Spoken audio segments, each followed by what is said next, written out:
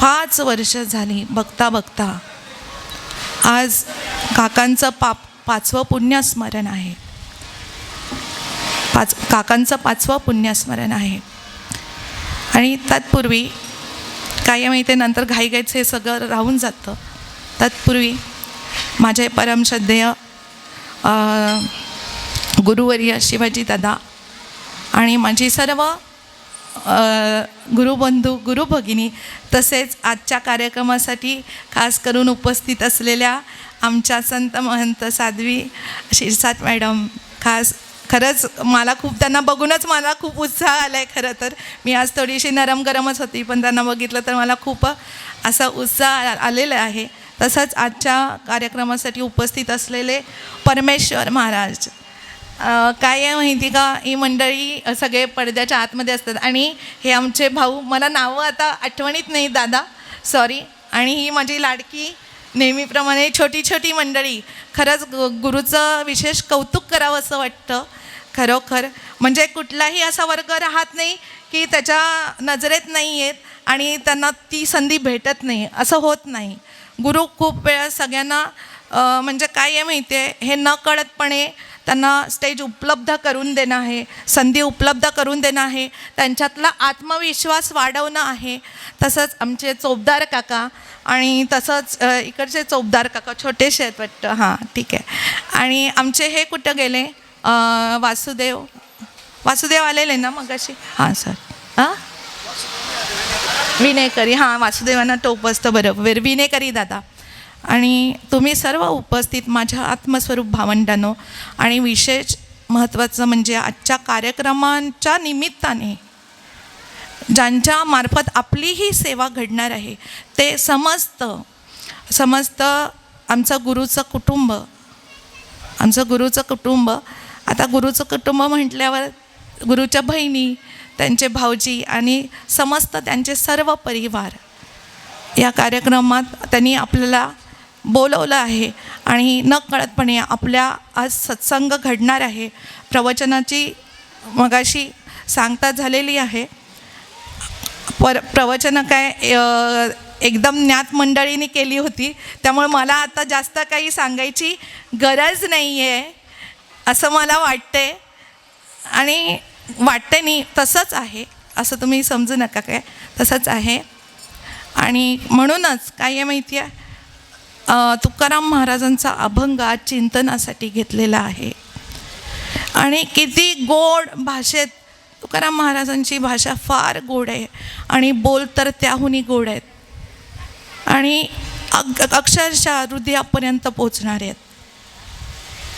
आता नंतर त्यांचं आणि बाबांचं जे नातं आहे ते आज आपल्याला या प्रकरणातनं बघायचं आहे. बाबांचं आणि त्यांचं नातं, बाबांचं म्हणजे कुणाचं, सद्गुरू पांडुरंग सुतार महाराजांचं आणि भानुदास काकांचं नातं, असं त्यांचं नातं होतं. आणि आज आमचं प्रत्येकाशी बाबांचं असलेलं नातं, आज आपल्याला थोडंसं त्यांचा ना उलगडा बघायचं आहे, थोडासा उलगडा बघायचा आहे. त्यामुळं मी काय प्रस्तावनेमध्ये जाणार नाही आणि डायरेक्ट मी आता अभंगामध्ये शिरणार आहे. विठ्ठल विठ्ठल विठ्ठल विठ्ठल विठ्ठल विठ्ठल विठ्ठल विठ्ठल विठ्ठल. आता तुम्ही कृपावंत साधू संत जीवलग गोमटे ते करामासे भार ओझे तुम्हासी वंचिले ते पायापाशी नाही आसी वेगळे तुका म्हणे सोडविल्या गाठी दिली मिठी पायासी. अत्यंत गोड भाषेत महाराजांनी ना तुम्हाला काय करावं आणि कुणाकडे आपलं मागणं मागावं आणि कोण आपलं मागणं पूर्ण करणार याची सगळ्याची खात्री या अभंगात दिलेली आहे. सगळ्याची खात्री दिलेली आहे. काय मागावं, कुणाकडे मागावं, कसं मागावं आणि कोण देऊ शकतं. तसं बघायला गेलं तर ना जो मनुष्य जन्माला येतो त्याच्यावर ना 3 प्रकारची कर्ज असतात. 3 प्रकारची कर्ज असतात. कुठली असतात बरं ती?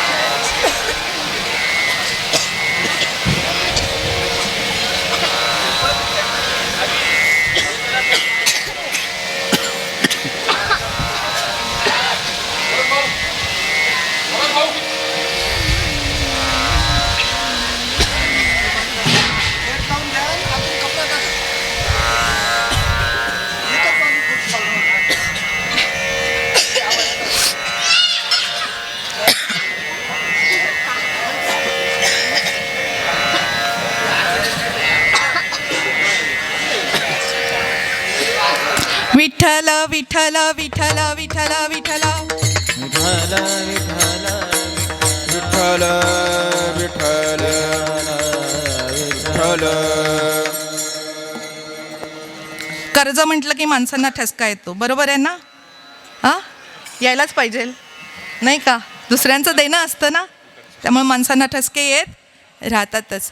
माणसावर 3 प्रकारचं कर्ज असतं. मनुष्य जन्मात ज्यावेळी आपण येतो ना, त्यावेळी आपल्या पाठीमागे 3 कर्ज लागूनच आलेली असतात. पहिलं असतं ते देवाचं कर्ज, दुसरं असतं ते संतांचं कर्ज, आणि तिसरं असतं ते आपल्या आईवडिलांचं कर्ज असतं. काय आहे माहिती आहे का? ही 3 कर्ज अशी आहेत ना, ज्याच्यापासून आपण मुक्तच होऊ शकत नाही, मुक्तच होऊ शकत नाही. आणि मुक्त होऊ शकत नाही म्हणून आपण त्यांचं कर्ज भागवण्याचा प्रयत्नसुद्धा करायचा नाही का? प्रयत्नसुद्धा करायचा नाही का? तर त्याचं उत्तर असं आहे की जरी कर्जातून मुक्त होता येत नसलं तरीही ते कमी करण्याचा आपण नेहमी प्रयत्न करायचा, कारण त्याच्यातच खरा काय आहे? पुरुषार्थ आहे. विठ्ठल विठ्ठल विठ्ठल विठ्ठल विठ्ठल विठ्ठल विठ्ठल विठ्ठल विठ्ठल विठ्ठल विठ्ठल विठ्ठल विठ्ठल विठ्ठल विठ्ठल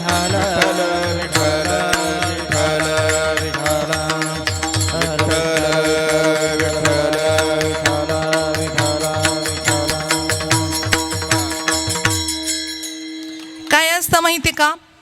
देवाचं कर्ज भागवायचे. आता देवाला कसं कर्ज भागवता येईल? देवाचं कर्ज देवाचं नामस्मरण करून, नाही का? देवाचं नामस्मरण करता येईल. आणि जर संतांचं कर्ज भागवायचं आहे तर आपण अशा पद्धतीने काय करतो? सत्संग सोहळा आणि पुण्यस्मरण सोहळा, सत्संग सोहळा, हरिनाम सप्ताह सोहळा या माध्यमातून काय करत असतो? आपण संतांचं ऋण फेडण्याचा काय करत असतो? प्रयत्न करत असतो. आणि आईवडिलांचं कर्ज जर चुकवायचं असेल तर आपण काय करतो? त्यांचा पुण्यस्मरणाचा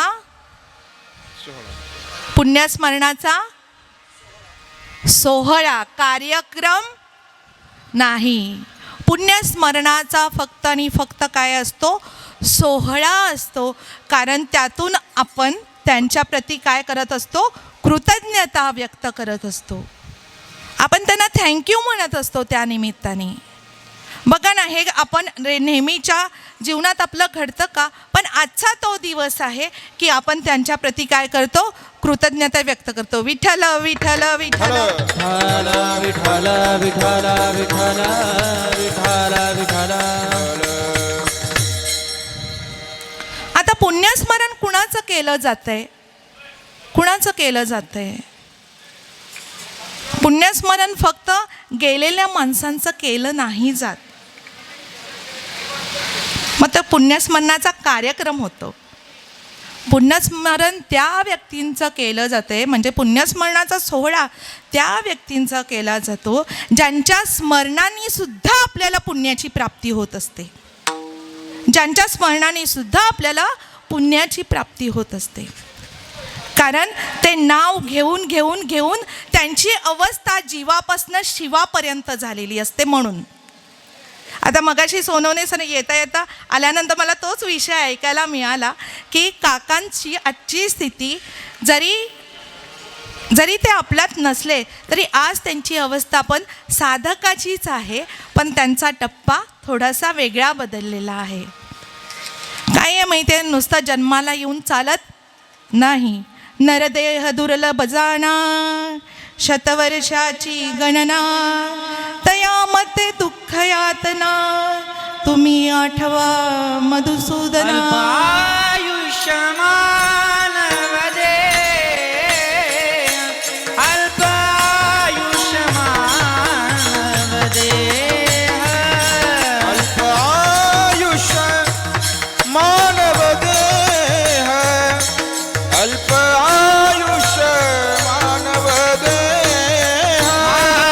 शतगणिले ते अर्धरात्र खाय,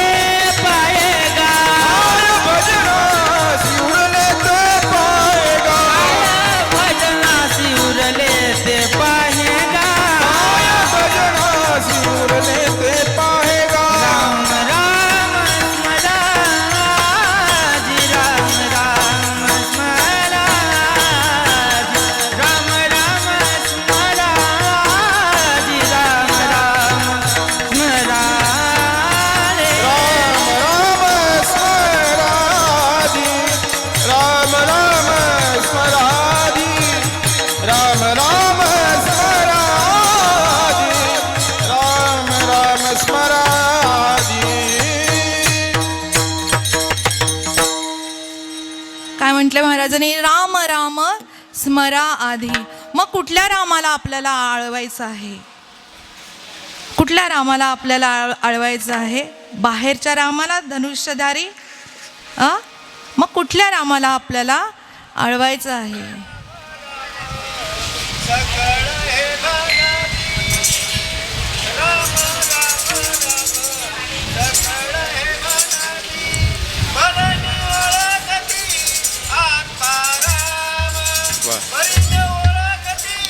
आत्मा राम राम राम.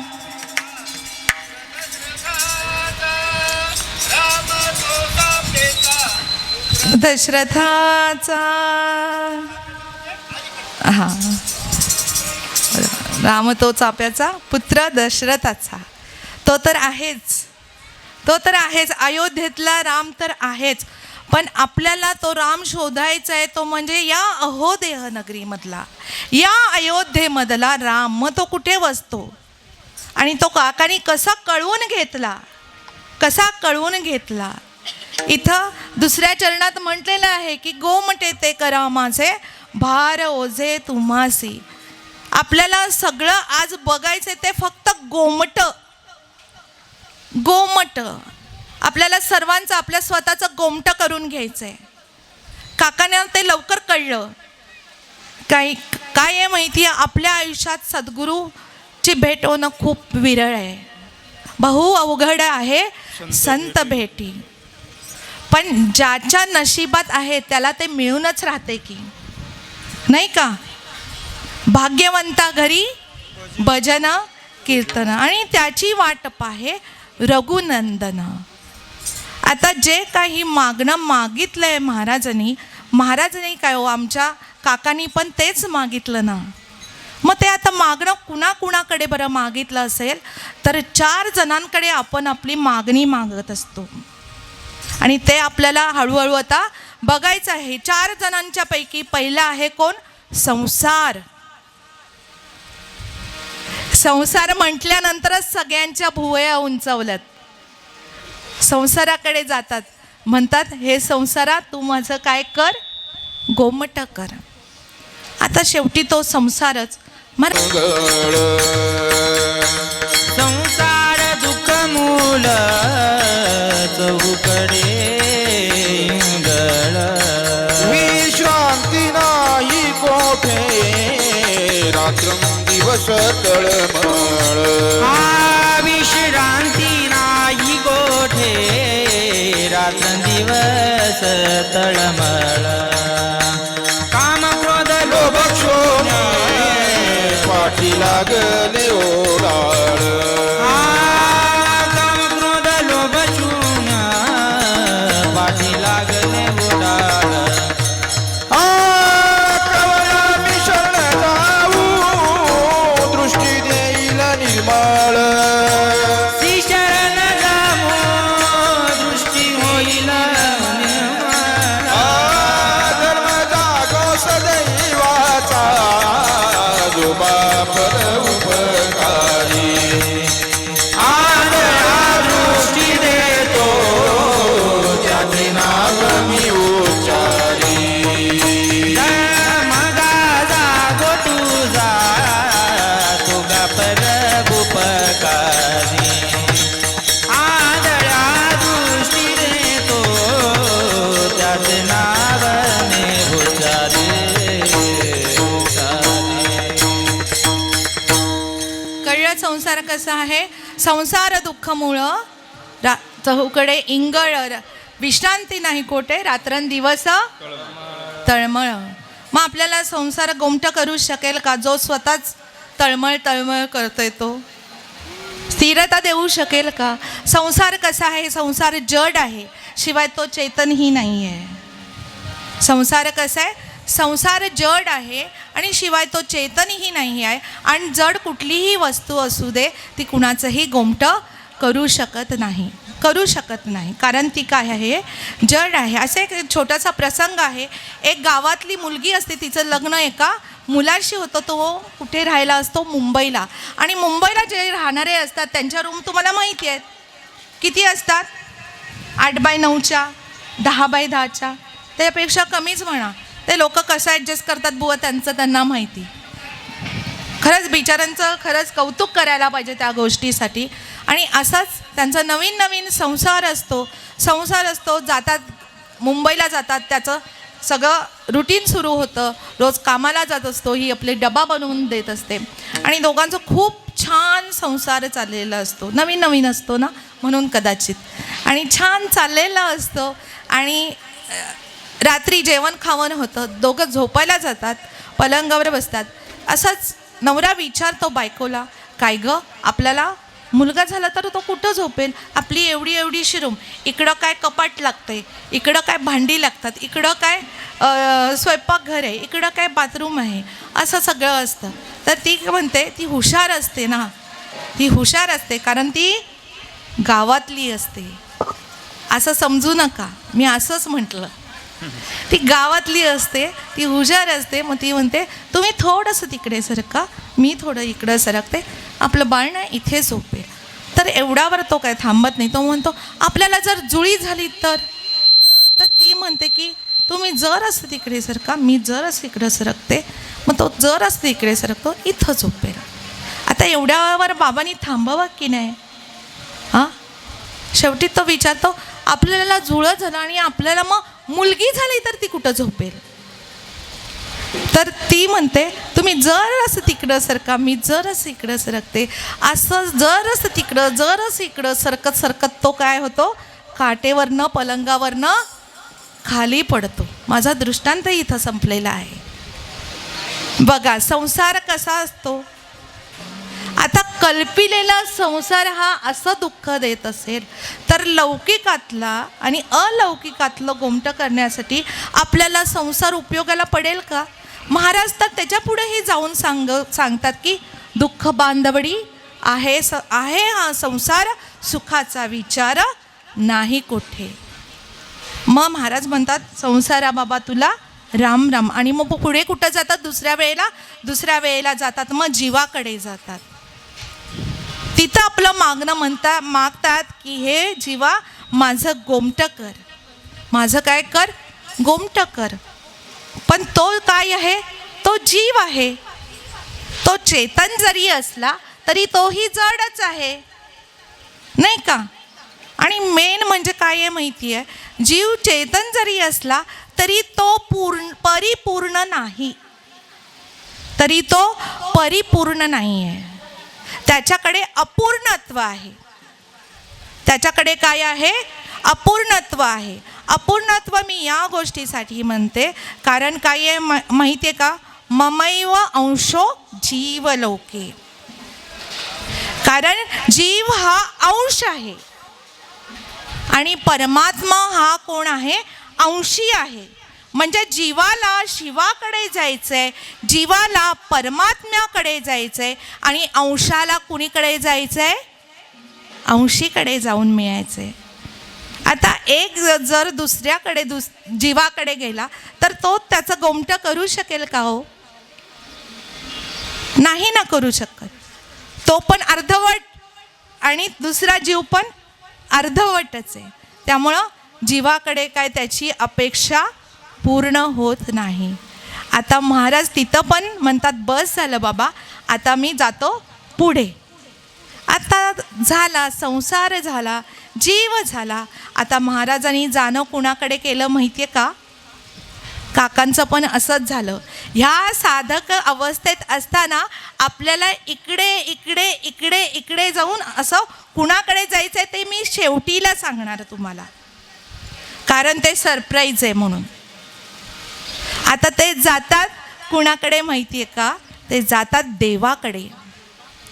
आता तुम्ही म्हणाल की ही कहाणी इथं संपते वाटतं, पण ज्या देवाकडे आपण जातो ना त्या देवाला आपला पत्ता सुद्धा माहीत नाही.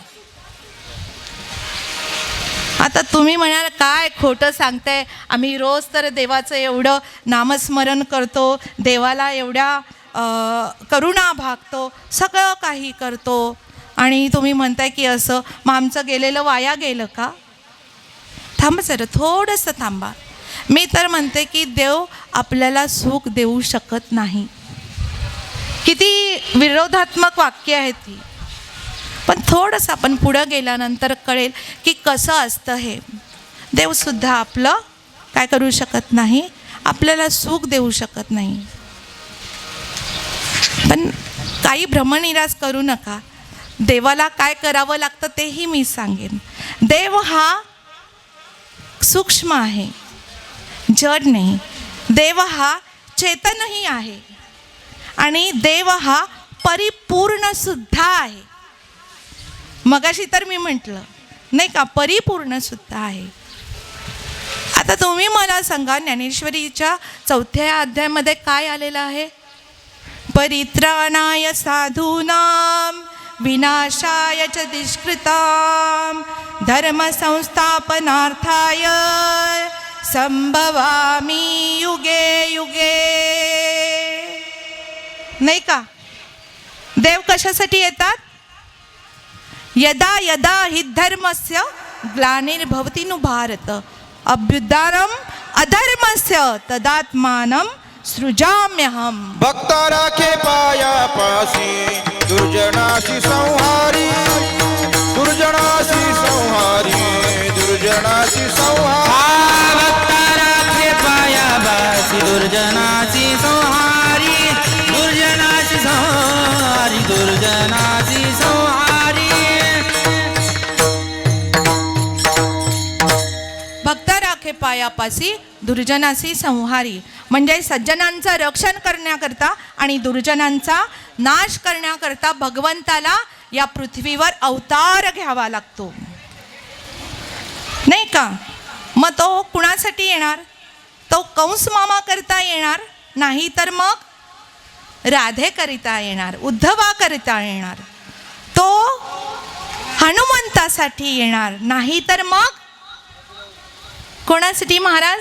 आम्हासाठी अवतार मस्त कुर्मादी शुकर कुर्मादी शुकर मस्त कुर्मादी शुकर. आम्हासाठी अवतार मत्स्य कर्मादी जुगर मत्स्य कर्मादी जुगर मत्स्य कर्मादी. आम्हासाठी अवतार मस्त कर्मादी शुगर मत्स्य कर्मादी जुगर मत्स्य कर्मादी जुगर. आता काही दिवसांनी कल्की पण येतील, नाही का? असं वाटतं की यायलाच ठेपलेत, नाही का? काय आहे माहिती आहे? आता ते हनुमंतासाठी येतील, नाही तर कुणासाठी येतील? रावणाला मारण्यासाठी येतील. असंच भगवंत सज्जनांसाठी आले आणि दुर्जनांसाठी आले आणि ते कुठं गेले? परत निजधामाला गेले. आणि निजधामाला गेल्यानंतर त्यांना कळलं की सज्जन ही नाही आणि दुर्जनही नाही, अशा मधला एक वर्ग आहे. अशा मधला एक वर्ग आहे. आता इकडे तिकडे बघू नका, आपण सगळे त्याच वर्गात. काय माहिती, मी कोणाची मापं नाही काढायला आले, पण आपण आपल्याला एक प्रामाणिक विचारा की आपण किती सज्जन आणि किती दुर्जन. आता दुर्जन असतो तर इथं काय बसायला आलो नसतो, नक्कीच ना, है ना? आणि फार म्हणजे सज्जन म्हणायचं झालं तर आपण आपला हिशोब आपल्याकडं, नको कुणाचं काही बोलूया, नो कॉमेंट्स. मग सज्जनांसाठी येतात किंवा दुर्जनांसाठी येतात. पण एकटे देवाला असं वाटलं की मधल्या वर्गाचं आता काय करावं? मधल्या वर्गाचा तर उद्धार करायचं आहे, त्यांना उद्धारायचं आहे, त्यांना सुख द्यायचं आहे, त्यांना आनंद द्यायचा आहे, त्यांचं गोमटं करायचं आहे, नाही का? मग भगवंताने काय केली? त्यांच्या अंतःकरणातील जी जड जीवांच्या उद्धाराची तळमळ होती ती काय केली? बाजूला काढली आणि ती कुणामध्ये बसवली? दिसायला आपल्यासारखे, पण स्वरूप स्थितीने कसे? स्वरूप स्थितीने त्यांच्या स्वरूपावर तादात्म्य पावलेले. दिसायला फक्त आपल्यासारखे, पण स्वरूपाने ते त्यांच्याशी एकनिष्ठ, म्हणजे कुणाशी? परमात्म्याशी. कारण परमात्माच आहे ते. मी कशाला वेगळं बोलते? देव ते संत निमित्त त्या प्रतिमा. म्हणून मी म्हटलं की देवाला सुद्धा आपलं असण्याचं माहीत नाही. पण ज्यावेळी देव निजधामाला गेले, परत आले आपल्यासाठी, पण ते संतांचा अवतार घेऊनच. विठ्ठल विठ्ठल विठ्ठल विठ्ठल हल विठ्ठल संतांचा अवतार घेऊन आले. म्हणून माझ्या विठोबाचा कैसा प्रेम भाव, आपणची देव होय गुरु. अवतार तू माधराया कारण, अवतार तू माधराया कारण. अवतार तुम्हा धराया कारण, अवतार तुम्हा धराया कारण. उद्धराया जन जड जीवा, उद्धराया जन जड जीवा. अवतार तू माधराया कारण, अवतार तू माधराया कारण. उदराया जन जड जीवा, उदराया जन जड जीवा, उदराया जन जड जीवा, उदराया जन जड जीवा. अवतार तुम्हा धराया कारण, अवतार तुम्हा धराया कारण, धराया कारण, धराया कारण. अवतार तुम्हा धराया करण, उद्धराया जन जड जीवा. महाराजांचे अभंग काय असेच लिहिले गेले नाही आहेत. प्रत्येक बोल कुठे ठेवायचा आणि प्रत्येक बोलाचं काय अर्थ, गर्भ अर्थ जो काय असेल तो महाराजांनाच माहीत. आम्ही फक्त आमच्या अनुभवाच्या जोरावर, म्हणजे आम्हाला जे जे काही ग्रास्पिंग झालेलं आहे त्याच्या जोरावर आम्ही आमचं मांडत असतो, पण त्यांचा अर्थ त्यांनाच माहिती. वेदांचा अर्थ आम्हासीच ठावा, इतरांनी व्हावा भार. नाही का? त्यांनाच माहीत वेदांचा अर्थ. बोलिले वेदानंत. अर्थ ही तुकाची साधला, हां, विठोबाशी शरण जावे. कारण प्रमाण वाढत गेली तर ते खूप वाढणार पण आहे. आता काकांच्या तिथे जाऊया आपण जरासं. आता महाराजांची जशी साधक अवस्था होती, आता महाराज तिघांच्याकडे जाऊन आल्यानंतर शेवटी ते कुणापाशी आले? आता तुम्ही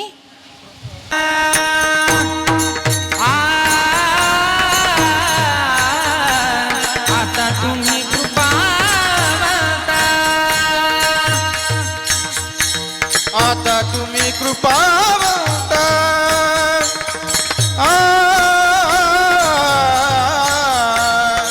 आता तुम्ही कृपावंत. आता तुम्ही कृपावंता,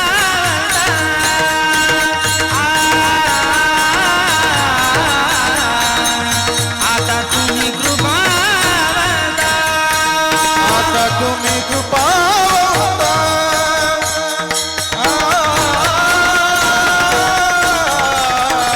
आता तुम्ही कृपावंत. साधू संत जीव लगा, साधू संत जीव लगा. साधू संत जीव लगा. साधू संत जीव लगा. गोमटे ते करा माझे,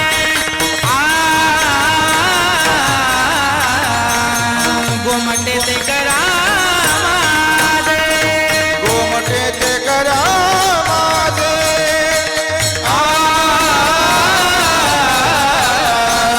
गोमटे ते करा माझे. म्हणून काका काय म्हणतात, काकांना ज्यावेळी बाबा भेटले ना त्यावेळी काकांची ही अवस्था होती. आता तुम्ही कृपावंत, साधू संत जीवलग. का बरं म्हटलं असेल साधू संत आणि जीवलग? 3 गोष्टी बोललेल्या आहेत. 3 गोष्टी. साधू म्हणजे कोण? आपण नेहमी ऐकतो वाचतो 6 नादू करतात ते साधू, असं आपण साध्या सोप्या भाषेत समजून जाऊया. आणि संत म्हणजे कोण असतात? संत तोची जाना जगी, संत तोची जाना जगी. तोची जाणा जगे संत तोची जाणा जगे दया क्षमा ज्याचे अंगी दया क्षमा ज्याचे अंगी संतोची जाणा जगे संतोची जाणा जगे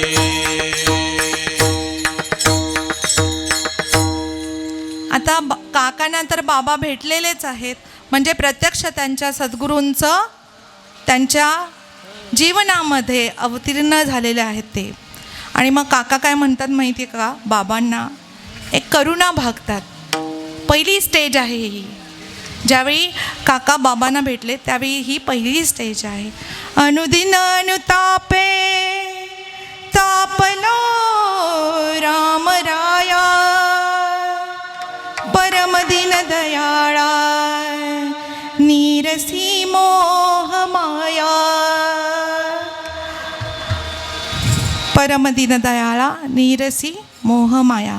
आणि एवढ्यावरच थांबले नाहीत तर त्यांचं मन त्यावेळी कसं होतं ते ऐका जरा. अचपळ मन माझे नाव रे आवरिता तुझ विनशी न होतो धावरे धावता.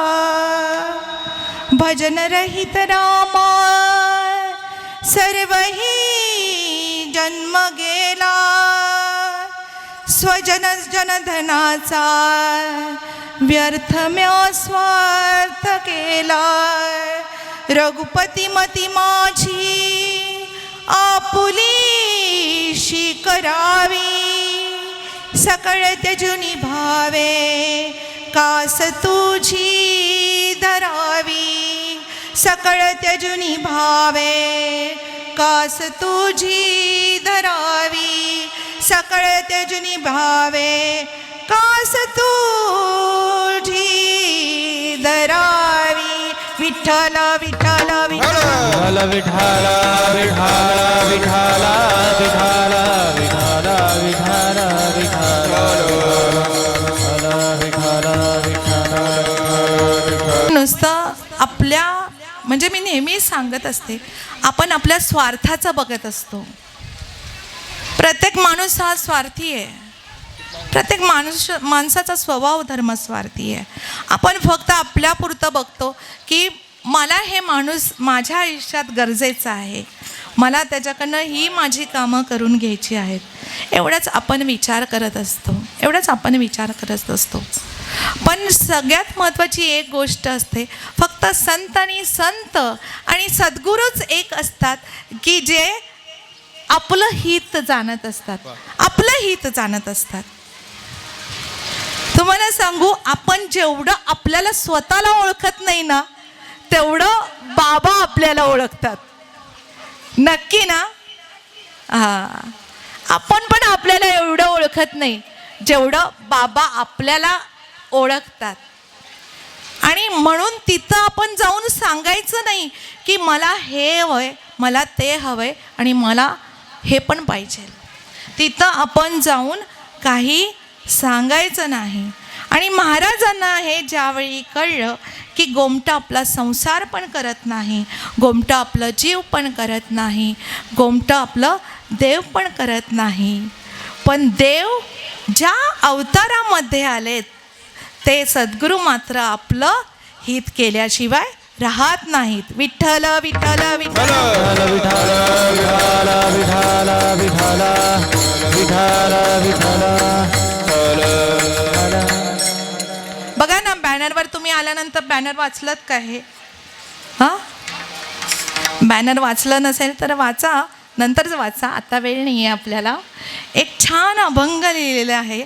खरं तर काय आहे माहिती आहे, बॅनरवरचा अभंग निरूपणाला घ्यायचा ही थोडीशी आपली पद्धत होऊन गेलेली. पण काय माहिती आहे, थोडंसं मला बरं वाटत नसल्यामुळे मला अभ्यासाला वेळ पण नाही मिळाला, म्हणून म्हटलं आपल्याला असा बसणारा अभंग आज आपण चिंतनासाठी घेऊन जाऊया.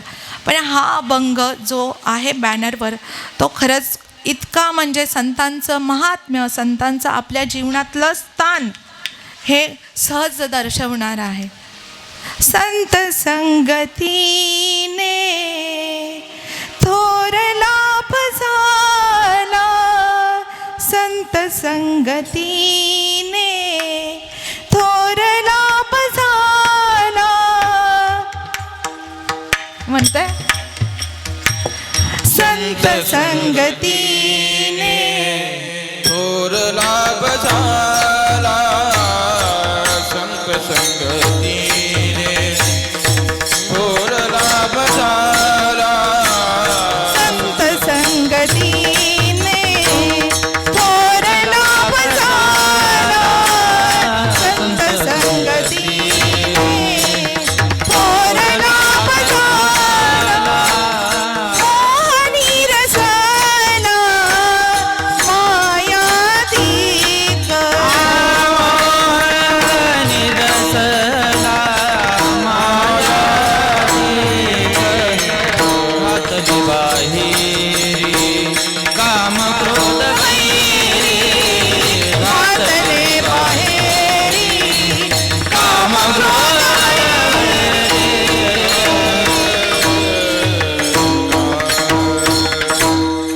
सगळं बाहेर घालून टाकलेलं आहे. काम क्रोध वैरी, हे वैरी आपल्याला आपल्या अंतःकरणात नकोच आहेत. आणि मग कोणाला बसवलं? प्रत्यक्ष पांडुरंगाला. आणि त्या पांडुरंगाचा असा अट्टाहास त्यांनी आमच्यासाठी त्या विटेवरनं खाली आले आणि एवढं केलं की ओळख पटेल की नाही अशी शंका आल्यामुळं त्यांनी आपलं नाव सुद्धा बदललं नाही. म्हणून कोण झाले आमचे? सखा पांडुरंग माझा, सखा पांडुरंग. सखा गुरु कुठे गेला? सखा पांडुरंग, सखा पांडुरंग माझा, सखा पांडुरंग. सखा पांडुरंग माझा, सखा पांडुरंग, सखा पांडुरंग माझा, सखा पांडुरंग.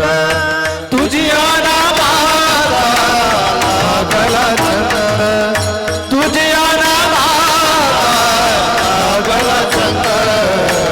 सखा पांडुरंग माझा, सखा पांडुरंग, सखा पांडुरंग माझा, सखा पांडुरंग.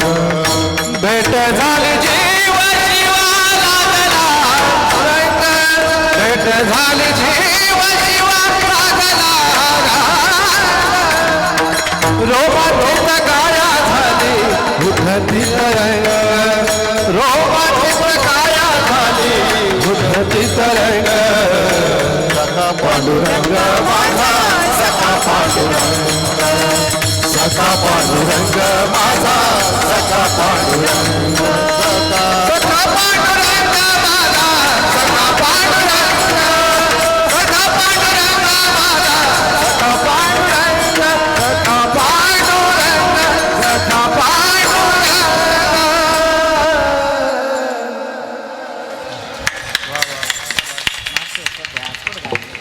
आमचे सखेच असे आहेत बघा. म्हणून साधू संत जिवलग.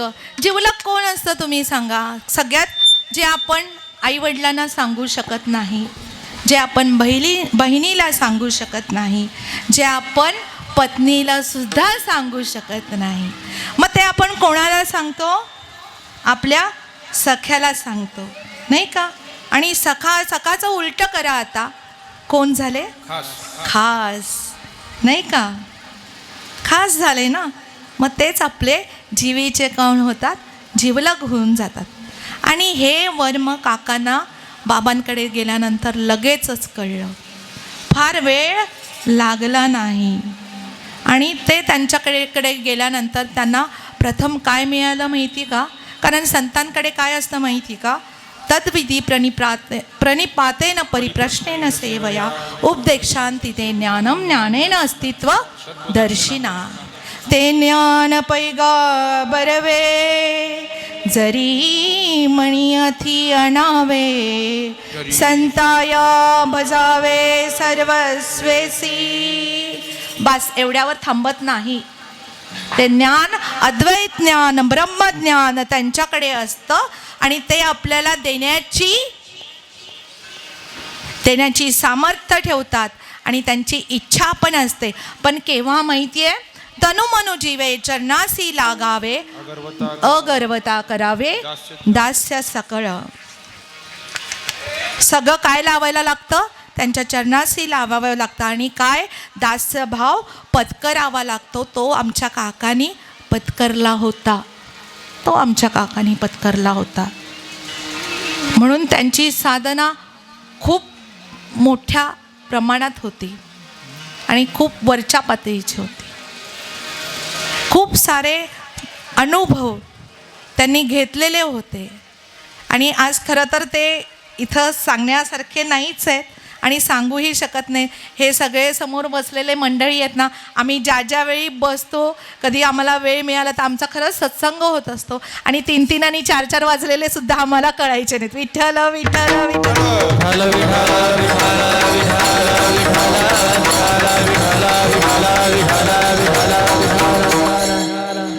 असे आमचे काका. आणि मग काय झालं माहिती आहे? जेथ ज्ञानाचा कुरुठा तेथ सेवा हा दारवंटा, तो स्वाधीन करी गा सुबटा ओळगोनी. आता ज्ञानाचा कुरोठा काय आहे? तर तो उंबरठा काय आहे? तर ती सेवा आहे. जर तुम्हाला ते ज्ञान प्राप्त करायचं असेल तर सद्गुरूंची सेवा करणं हे आपलं महत्त्वाचं कर्तव्य होऊन बसतंय. आता सद्गुरूची सेवा म्हणजे काय हो तुम्ही सांगाल? आता त्याचं खूप सगळं मोठं विश्लेषण होईल. सद्गुरूंची सेवा करणं, मी एकच थोडंसं सांगते की त्यांना आठवत राहणं आणि त्यांना अनुभवत राहणं, तेही क्षणाक्षणाला. एकदा काय झालं, दत्त जयंती होती आणि गुरु छोटा होता त्यावेळेस. काका गुरुला घेऊन दत्त जयंतीला आले होते आणि काकांचं नेहमी जन्माचं कीर्तन असायचं, काकांचं असायचं. आणि काकांचं कीर्तन झालं. काका सगळं, आता इकडं यायची वेळ झाली, काका इकडे आले. पण नंतर ना त्यांनी मला ना 2 दिवसांनी फोन केला होता आणि हे सगळे लोक मला दीपाली मावशी बोलतात. हे सगळे लोक मला दीपाली मावशी बोलतात. एक आमचे अभिदादाचे पप्पा आपले गणपत दादा, ते मला दीपाली मावशी म्हणायचे. हे पण लोक मला दीपाली मावशीच थोडं असं बोलत असतात. काका पण म्हणायचे, मावशी कसे काय तुम्ही, असं तसं झालं. आणि नंतर त्यांनी मला ना त्यांचा एक अनुभव सांगितला. म्हणजे जेव्हापासून मी तिकडून आलो आहे ना, त्यावेळी मी एकाच अवस्थेत होतो, एकाच मध्यमामध्येच. आणि मला त्या तंद्रीत मला काय कळलं नाही, सुचलं नाही, बोलले पण नाही, ते निघून गेले. इथं आल्यानंतर 2 दिवसांनी फोन केला आणि 2 दिवस त्यांची अवस्था तीच होती. आणि ते ज्यावेळी त्या अवस्थेतून थोडेसे बाजूला झाले त्यावेळी त्यांनी मला फोन केलेला. हा त्यांचा साधनेतला अनुभव होता त्यावेळेचा. तुम्ही मला सांगा, आपली 2 मिनटं स्थिर नाही होतं, खरंच 2 मिनटं स्थिर नाही होत. 2 मिनटं स्थिर. आम्ही भरपूर सांगतो, कीर्तनं प्रवचनं सगळं करतो, 2-2 तास कीर्तनं उभा राहून 4-4 तास प्रवचनं चालतात. पण साधना, जे साधायचं ते ठेवतोय बाजूला आणि जे साधायचं नाही ते आणतोय पुढे. पण काकांचं तसं नसायचं. एक संगत, ऐका जरा तुम्ही ध्यान देऊन, एक आपल्या जीवनातली संगत आणि दुसरं नामाचं सातत्य आपल्याला त्या भगवंतापर्यंत पोचूनच देते. म्हणून संतांच्या संगती सर्व उतरते, संतांच्या संगती सर्व उतरते, संतांच्या संगती सर्व उतरती, संतांच्या संगती सर्व उतरती. भवताप जाते निघोनिया, भवताप जाते निघोनिया, निघोनिया.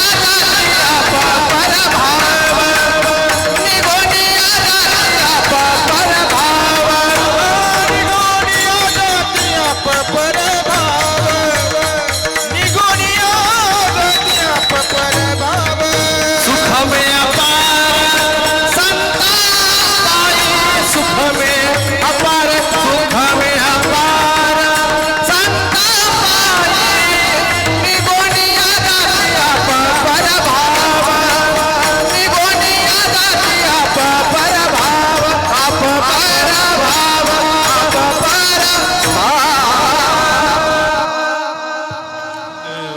त्यांच्याकडे गेल्यावर ते काय करतात, मी तू पण जाऊ दे दुरी, आणि काय करू, एकच घोंगड पांघरू हरी, नाही का? हा, मी माझे पण विसरून जाती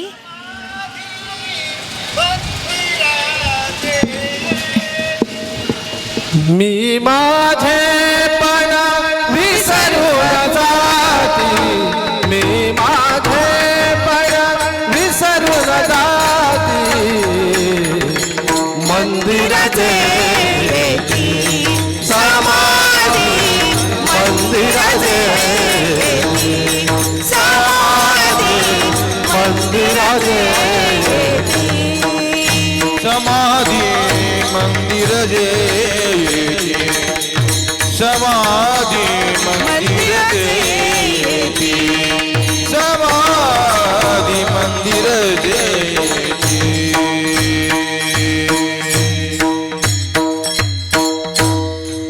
आता तुम्ही मला सांगा, काका इथं दिसत नाहीत, बाबा इथं दिसत नाहीत, बाबा समाधी अवस्थेत, काका त्यांच्याजवळ, मग तुम्ही मला सांगा त्यांचं कार्य थांबलंय का? मग तुम्ही ज्या ज्यावेळी त्या समाधीच्या दर्शनाला जाल, ज्या ज्यावेळी त्या समाधीच्या तिथे जाल, त्यावेळी ते ऑटोमॅटिक तुमच्यावर कार्य करणारच आहेत की. कार्य त्यांचं सुरूच आहे, कार्य करीत सुद्धा राहणार आहेत, कारण ते संत आहेत, कारण ते संत उदार उदार भरले अनंत भांडार. त्यांच्या काय आहे माहिती आहे, एक वेळ देव ना आपल्याला पाप किंवा पुण्यामध्ये तोलत असतो, पण तर संत असे आहेत ना जे कुणाचाही अवेअर करत नाहीत. म्हणून ज्ञानेश्वर माऊलीने एक सोपं काय मागितलं, सोपं नाही, मोठं पसायदान मागितलं, मोठी गोष्ट मागितली आणि सगळ्यांकरता मागितली. आपण असतो तर देव आपल्याकडे आला असता तर आपण काय मागितलं असतं, मला गाडी दे, घोडा दे, याच्यामध्ये अडकून पडलो असतो. पण संतांचं कार्य तसं असत नाही. संतांचं कार्य हे व्यापक असतं. जरी माणूस दुष्ट बुद्धीचा असला तरी ते काय म्हणणार, जे खळांची संकटी सांडो तया सत्कर्मी रती वाढो भूता परस्परे पडो मैत्र जीवांचे. आणि हे काकानी ओळखलं होतं, म्हणून काकानी कधीही बाबांना मनात तर नाहीच नाही, पण तनामध्ये सुद्धा अंतर दिलं नाही. सदैव असायचे, सदैव सगळ्या प्रोग्रॅमना यायचे. आणि ते आले ना, आम्हाला एक पर्वणी असायची. काका नेहमी आले ना, मला एक खूप अभंग आवडायचा आणि त्यांच्या इतक्या गोड गळगळ्यात ना, मी कुठेही असली, कामात असली तरी मी 2 मिनटं का होईना त्या अभंगासाठी त्यांच्याजवळ येऊन बसायची. पक्षिणी पिलू वाट पाहे पक्षिणी प्रभाते चारी अशी जाती. बाप रे, काय गायचे ना ते. मला आजही तो त्यांचा आवाज ना कानामध्ये बंदिस्त करून ठेवलेला आहे. ते सगळं ज्या ज्या गोष्टी हृदयामध्ये आहेत ना, ते एकदम बंदिस्त करून ठेवलेले आहेत. पक्षिणी प्रभाते चारी अशी जाय पक्षिणी प्रभाते चारी अशी जाय पक्षिणी प्रभाते तारी अशी जाय पक्षिणी प्रभाते तारी अशी जाय पिलुवाट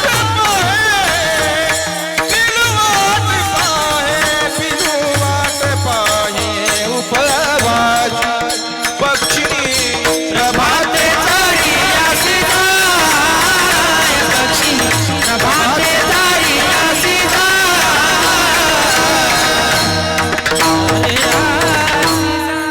पिलू वाटप आहे पक्षिणी प्रभाते चारी असे जात. अर्थ पण तसाच गर्भित आहे, खूप मोठा अर्थ आहे. आणि काका ज्यावेळी बोलायचे ना, तर अक्षरशः तो भाव आहे ना, तो जागृत व्हायचा, जागृत व्हायचा. खरंच. आणि तुम्हाला सांगू काय, यांच्या याच संगतीमुळे ना आम्ही बाबांच्या न कळत ना असं जवळ गेलेलो आहे, जवळ गेलेलो आहे. हा मध्यंतर घ्या, आता घ्या. विठोबा रखुमाई रखुमाई विठोबा रखुमाई विठोबा रखुमाई. हरी जय जय हरी जय जय जय हरी जय जय हरी जय जय हरी जय जय हरी जय जय जय हरी जय जय हरी जय ताली वाजवा. हरी जय जय हरी जय जय हरी जय जय हरी जय हरी जय जय हरी जय जय हरी जय जय हरी जय जय हरी जय जय हरी जय जय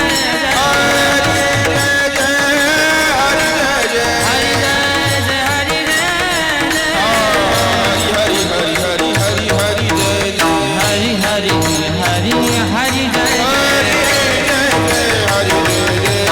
हरी हरी हरी हरी जय हरी जय हरी जय जय हरी जय जय हरी जय बार घुमाए विठोबा रखुमाई बार घुमाए विठोबा रखुमाई बार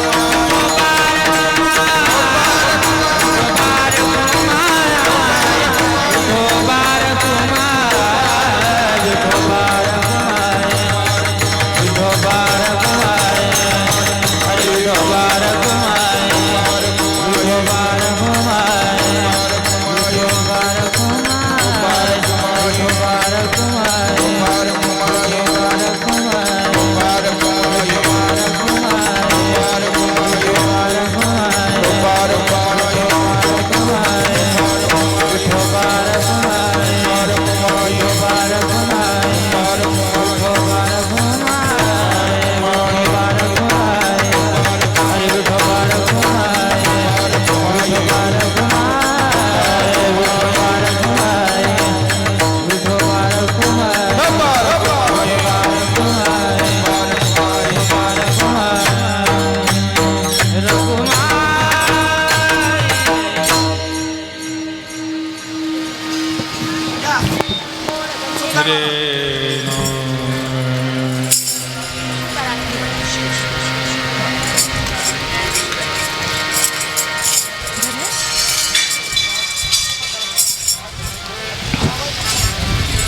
आता जर असं थोडाच वेळ अगदी शेवटच्या उत्तरार्धात आलेलो आहोत. आता तुम्ही कृपावंत साधू संत जीवलग गोमटे ते करा माझे भार ओझे तुम्हासी वंचिले ते पायापासी नाही यासी वेगळे आणि तुका मने सोडिल्या गाठी दिली मिठी पायासी. महाराज म्हणतायत आणि ही आपली प्रत्येकाची अवस्था आहे. आता सगळीकडे मागणं मागून झालं आणि आता म्हणतायत आता मला तुमच्या शिवाय काय नाही उरला, पर्यायच नाही उरला. म्हणून आता तुम्ही कृपावंत. इथं कृपावंत म्हटलेलं आहे, दयावंत म्हटलेलं नाही. दयावंत म्हटलेलं नाही, कृपावंत यासाठी म्हटलेलं आहे की माझी स्थिती बरी आहे, पण त्याहून ही माझी स्थिती काय करा, अजूनही अनुकूल करा. अनुकूल करा आणि मला तुमच्या जवळपर्यंत येऊ द्या. आणि दया कधी होते? दया कधी होते? दया अशा वेळी होते की ज्यावेळी परिस्थिती प्रतिकूल असेल, ती प्रतिकूल परिस्थितीचा काय करायचं आहे, नाश करायचं आहे आणि तिथं अनुकूल स्थिती निर्माण करायची आहे. पण इथं काय वापरले? कृपावंत. एकतर आपण नरदेह या जन्माला आलो, ही त्यांची पहिली देवाची कृपा आहे, नाही का? हां, आणि आलोच नसतो तर आपण सोडवणार कधी? आपल्याला कधी सोडवणार? आणि सद्गुरु वाचोनी सापडे ना सोय धरावे ते पाय आधी आधी, है ना, आधी आधी. पण याच्यासाठी काय पाहिजे माहिती का? आपण गेलो महाराजांकडे, सगळं झालं, पण आपला विश्वासच नसेल तर, आपला श्रद्धाभावच नसेल तर, मग नुसतं जाणं म्हणजे जाणं आहे का? त्यांना शरणागत होणं आहे का? मग त्यांच्याकडनं आपल्याला कशाची प्राप्ती मिळणार आहे? आपल्याला आपलं मागणं मागण्यासाठी त्यांच्याकडे जायचंच नाही आहे. मुळात आपलं मागणं जे काही आहे लौकिकातलं, मला गाडी द्या, मला बंगला द्या, हे ना तुम्हाला प्रारब्धवशाने प्राप्त होणार आहे. प्रारब्धाने प्राप्त होणार आहे. अन्न मान धन हे तर प्रारब्धाच्या अधीन. पण जे काही अद्वैत ज्ञान आहे, जे काही ब्रह्मज्ञान आहे, ते आपल्याला सद्गुरूंकडे जाऊन आपला जो काही भाव आहे तो कळवूनच आपल्याला त्यांच्याकडनं ते ज्ञान प्राप्त करून घेता येतं. पण त्याच्यासाठी खरा श्रद्धाभाव पाहिजे आणि खरा विश्वास पाहिजे. पण त्याच्यासाठी कसा विश्वास पाहिजे? जसं तुकाराम महाराजांनी सांगितलंय तसं, सद्गुरु पायी माझा हा विश्वास, सद्गुरु पायी माझा हा विश्वास, सर्व भावे दास झालो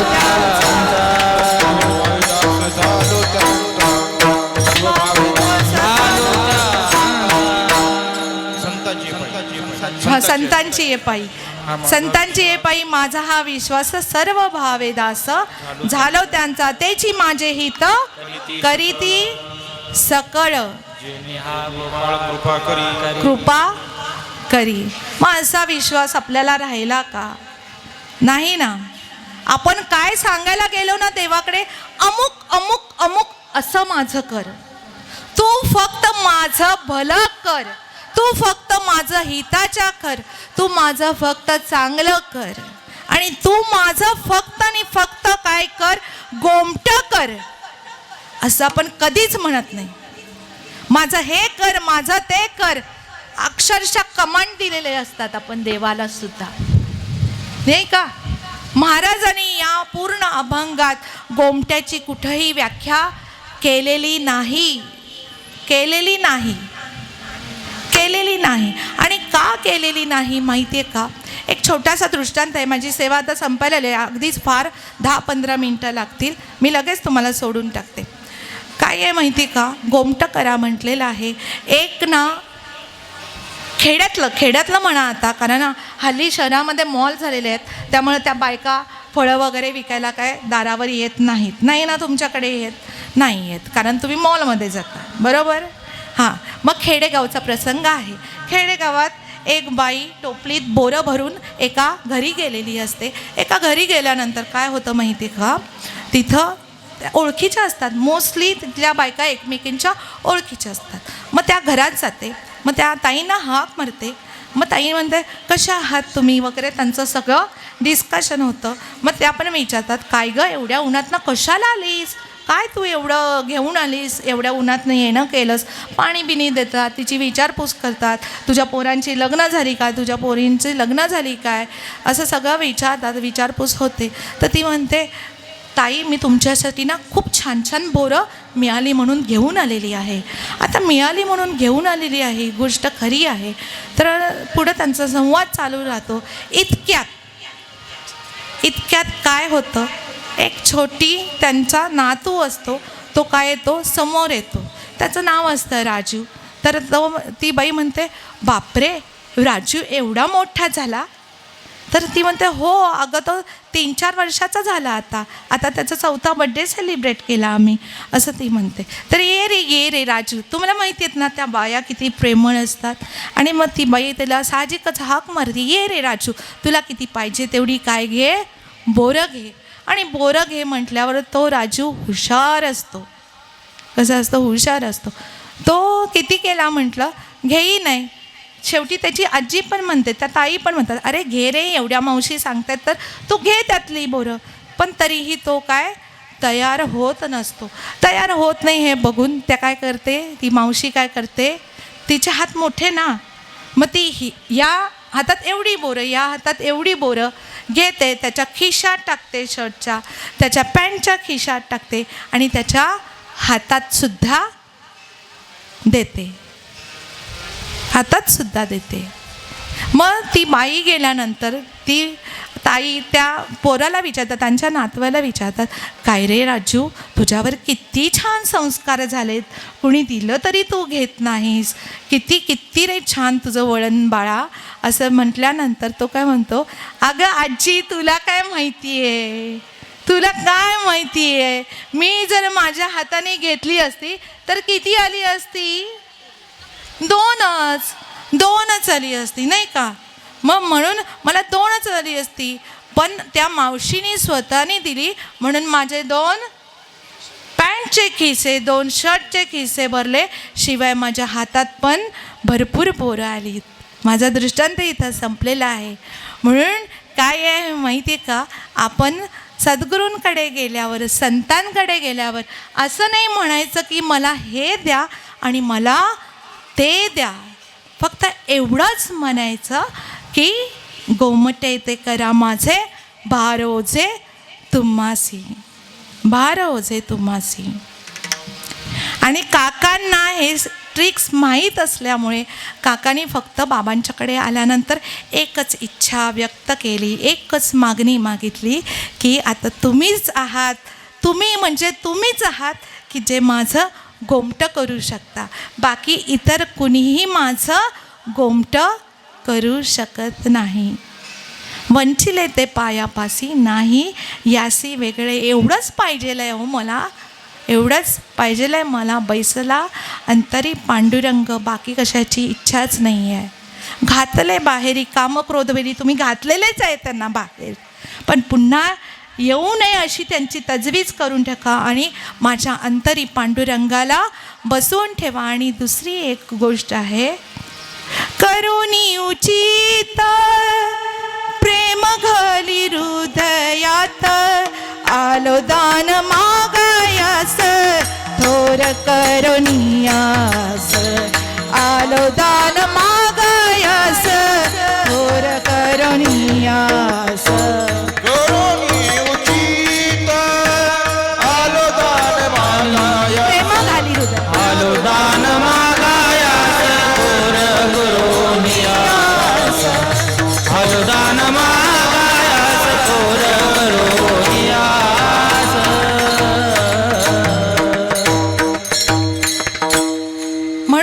उचित करून माझ्या हृदयामध्ये काय करा, प्रेम घाला आणि माझं काय करा, गोमट करा. आणि असं खरोखर बाबांचे जे साधक आहेत असं वाटतं की ते खूप लवकर गेले. संजू दादा असेल, गणपत दादा असतील, भानुदास काका असतील, पण त्यांनी एक समजून जा की त्यांच्या पण मागण्या ह्याच होत्या, माझं गोमटं करा.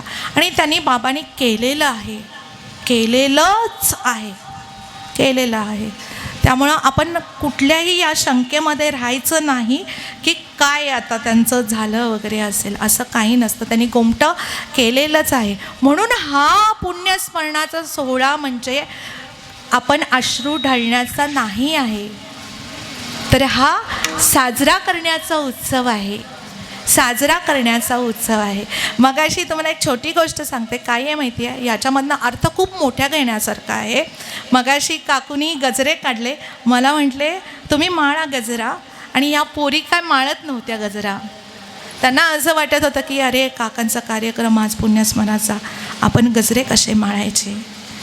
असं म्हणजे आपण पहिले या अवस्थेत असतो ना अलीकडच्या, त्यावेळी आपण असाच विचार करत असतो. पण कालांतराने आपण सद्गुरूंच्या सहवासात राहत आपण इतके मॅच्युअर बनत जातो ना, त्यावेळी आपल्याला जगाचं काही भान नसतं. फक्त मी आणि माझे गुरु, फक्त मी आणि माझे गुरु, इथपर्यंत ती अवस्था येऊन राहते. आणि ते आपल्याला शिकवत असतात, हे काही महत्त्वाचं नाही आहे. मग त्यांना आज तेच करायचं आहे जे त्यांना आवडतं. आज तेच करायचे जे फक्त त्यांना आणि त्यांनाच आवडतं.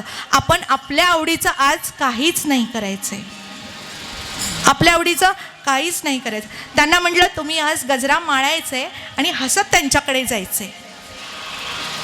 आज फक्त आणि फक्त आनंद व्यक्त करण्याचा दिवस आहे. तुम्ही म्हणा हवं तर मला या ताई काय सांगतायत, पण असं नाही आहे. आज काका बाबांच्या अगदी जवळ जाऊन बसलेले आहेत. तुम्ही असं समजू नका. आणि तीच तर आमच्या प्रत्येक आलो निजाच्या माहेरा, आलो निजाच्या माहेरा, आलो निजाच्या माहेरा, आलो निजाच्या माहेरा. बेटी रखुमाईच्या वरा, बेटी रखुमाईच्या वरा, आलो निजाच्या माहेरा, आलो निजाच्या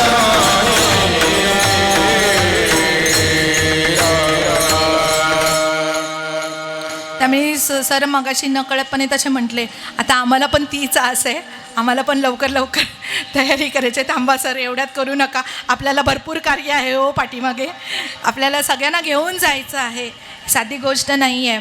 आणि आज खरं तर काय आहे माहिती आहे, आता थोडंसं अभंगाचं चिंतन इथं मी संपवत आहे. आणि काय आहे माहिती आहे, आज गुरु वयाने खूप लहान आहे. अभि म्हणा, गुरु म्हणा, आणि महेश इकडं तर एकदमच लहान पोर आहेत. पण काय आहे माहिती आहे, आज आमच्या संप्रदायाची जी धुरा आहे ना, ती खूप व्यापक प्रमाणात तर केलेलीच आहे, पण खूप योग्य रीतीने आणि अक्षरशः एकदम शिस्तबद्ध रीतीने सांभाळलेली आहे असं म्हणायला हरकत नाही. त्यामुळं या सर्वांसाठी ना एकदा जोरदार टाळ्या होऊन जाऊ द्यात. आणि पहिले फक्त मुलंच असायची, पण मला आज खूप स्वाभिमानाने सांगावंसं वाटते, पंढरीच्या लोकांनाही अभिमान. तरी पण मी थोडंसं सांगते, आहेच कुठेतरी, आहेच, असू दे, पाहिजे पण थोडंसं, त्याशिवाय कार्य होणार नाही का. जरासं द्वैत सांभाळायलाच पाहिजे आपल्याला अजून तरी, नाहीतर मग कार्यच नाही होणार आहे असं. आता त्याच्यामध्ये त्यांच्या मुली पण सामील होता म्हणजे अक्षरशः ते तिन्ही कुटुंब, मुलींची तिन्ही कुटुंब अक्षरशः खूप म्हणजे गुरुच्या बरोबरीनेच कार्यरत असतात. आणि सगळीकडे तेच आहे. तिकडे गणपतदादांकडे अण्णू वगैरे